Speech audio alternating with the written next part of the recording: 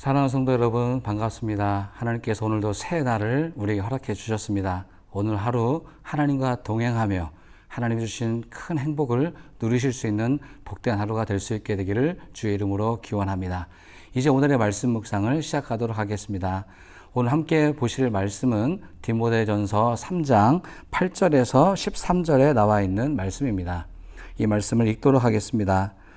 이와 같이 집사들도 정중하고 일구이언을 하지 아니하고 술에 임박히지 아니하고 더러운 일을 탐하지 아니하고 깨끗한 양심에 믿음의 비밀을 가진 자라야 할지니 이에 이 사람들을 먼저 시험하여 보고 그 후에 책망할 것이 없으면 집사의 직분을 맡게 할 것이요 여자들도 이와 같이 정숙하고 모함하지 아니하며 절제하며 모든 일에 충성된 자라야 할지니라.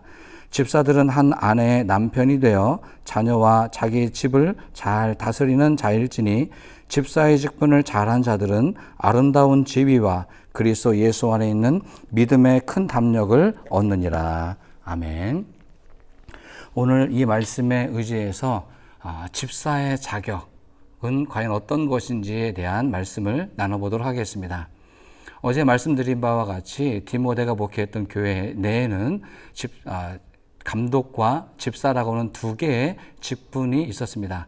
어제는 교회 대표자, 오늘날로 말하면 담임 목사직인 우리 감독의 자격을 살펴보았고요. 오늘은 오늘날로 표현하면 장로, 안수집사, 권사에 해당되는 우리 항존직 분자들의 자격에 대한 말씀을 한번 생각해 보도록 하겠습니다. 교회의 직분은 우리 봉사직입니다. 이 봉사직을 맡고 있는 우리 모든 우리 직분자들에게 필요한 자격 요건은 어떤 것이 있을까요? 우리 먼저 바울이 제시한 요건들이 있는데 이것을 짧게나마 먼저 언급해 보도록 하겠습니다. 오늘의 바울이 제시한 집사의 자격은 한 4가지 정도로 우리 요약해서 말씀을 볼 수 있을 것입니다. 가장 먼저는 우리 정중하고 일구이언하지 않고 술에 임박이지 않은 사람, 저는 이런 사람을 예의 바른 사람이라고 부류를 한번 만들어 보았습니다. 그리고 두 번째는 더러운 일을 탐하지 않고 깨끗한 양심과 믿음의 비밀을 가진 사람. 저는 이 사람들을 개인의 욕심을 부리지 않는, 욕망에 치우치지 않는 사람이라는 분류로 한번 묶어 보았습니다.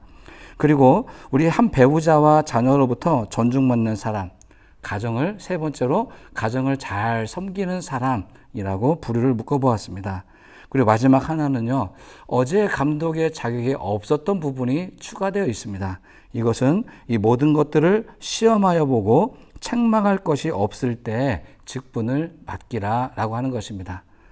바울은 그래서 이 3가지 정도의 자격 요건을 우리에게 제시한 것입니다. 예의가 바른 사람, 개인의 욕망을 제어할 수 있는 사람, 그리고 가정을 잘 섬기는 사람으로 요약해 볼 수 있을 것입니다. 교회의 직분자인데 교회에서 이런 일들을 해야 된다는 말이 한마디도 언급되지 않았습니다. 참 이상하죠? 그런데 이 3가지 것들을 오히려 시험하여 보고 책망할 것이 없을 때 교회 일꾼으로 세워야 된다라고 바울은 말하고 있습니다. 우리가 먼저 생각해 봐야 될 것은 어제의 말씀과 비교해 본다면 감독의 자격과 집사의 자격에서 그렇게 큰 차이가 있지 않다고 하는 것입니다. 이 말은 무엇을 의미하는 것이겠습니까?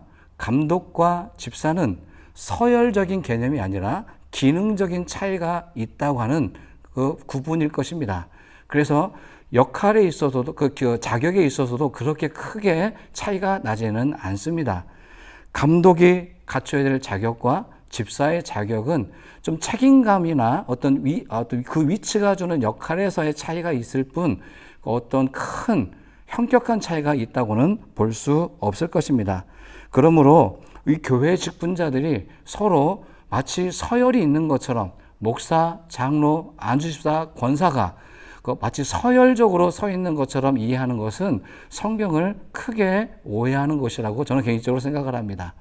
우리는 각각의 직분에 맞도록 구별이 되어서 각각의 역할을 최선을 다해서 섬겨주시면 모든 분들이 다 하나님 보시기에 기뻐하시는 선한 일꾼이라고 저는 믿어 의심치 않습니다. 만약에 우리 교회들이 이 직분들을 서열화로 여기고 있다면 이것은 교회에 사실은 빨리 회복해야 될, 잃어버렸던 교회 정신을 회복해야 될 급선무가 바로 거기에 있다고 생각해 볼 수 있을 것입니다. 사랑하는 성도 여러분, 저를 부르신 하나님께서 여러분도 동일한 부르심으로 오늘 여러분을 불러주신 것입니다. 기능적으로는 설교자로서, 여러분은 봉사자로서 구별이 있지만 하나님의 선택받은 일꾼이라는 것에는 크게 차이가 나지 않습니다. 바울이 제시한 위에서 말씀드린 이 세 가지의 자격 요건이 있는데 어제처럼 이 자격 요건은 절대적인 요건은 아닙니다. 어제 말씀드린 바와 같이 시대적 상황, 문화적 배경, 그리고 각 교회의 상황에 맞도록 이 자격 요건들은 얼마든지 조정이 가능한 것입니다. 그런 의미에서 오늘 저는 우리 직분자들을 세우는 자격 요건을 어떻게 오늘 우리 교회에 맞게 설명을 드릴까라는 차원에서 간략하게 한 3가지 정도로 말씀을 드려보도록 하겠습니다. 저는 가장 기본적으로 교회를 섬기겠다라고 다짐하고 있는 분들이 교회에 직분자를 세워질 때 가장 먼저 봐야 된다고 생각하는 부분이 바로 신앙적 자질이라고 생각을 합니다.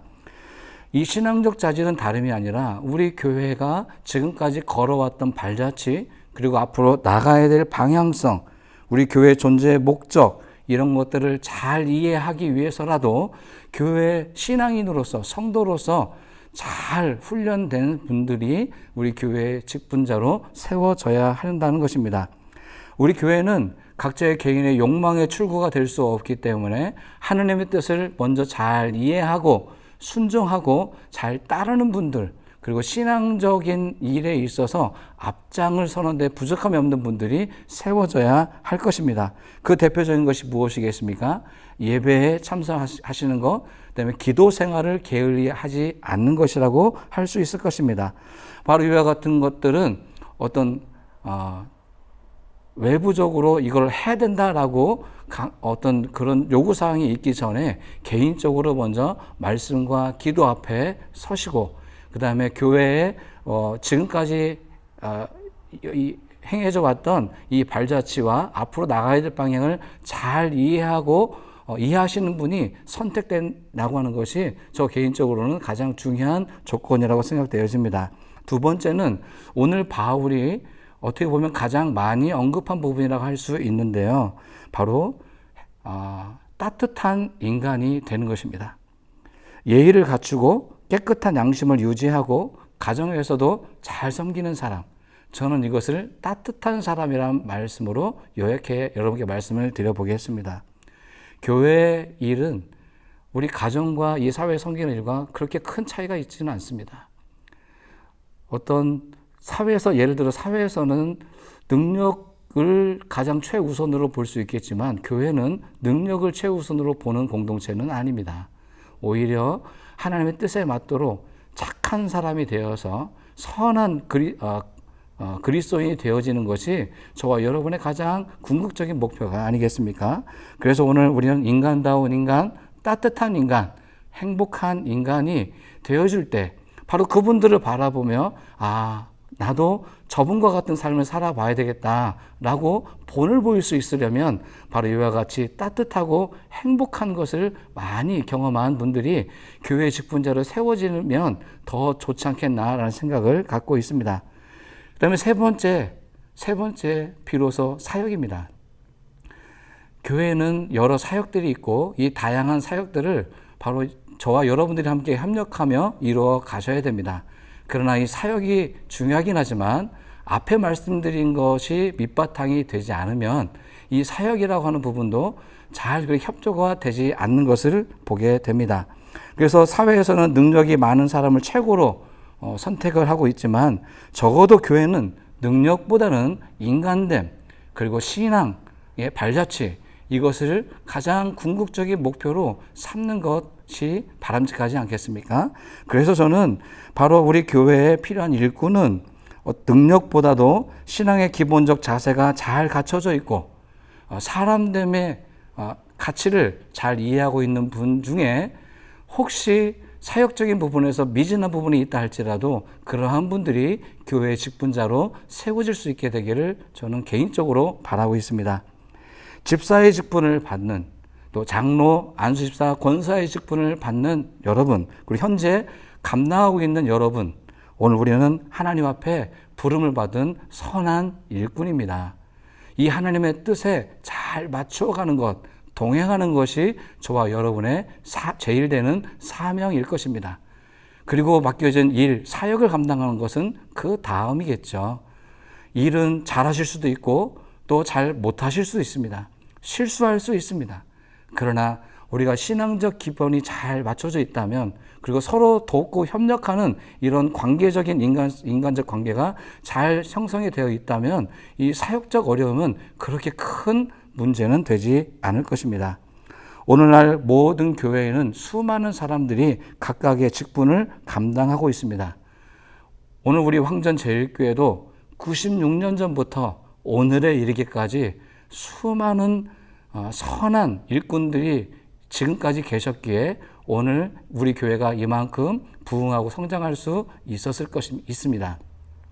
오늘 저는 오늘 이 말씀 묵상의 배경을 작년에 그렇게 수고하고 헌신해 지었던 교회 식당 안에 있는 게시판을 배경으로 삼았습니다. 이 게시판 한 장을 그려내기 위해서 정말 많이 고민하고 선택했는데요.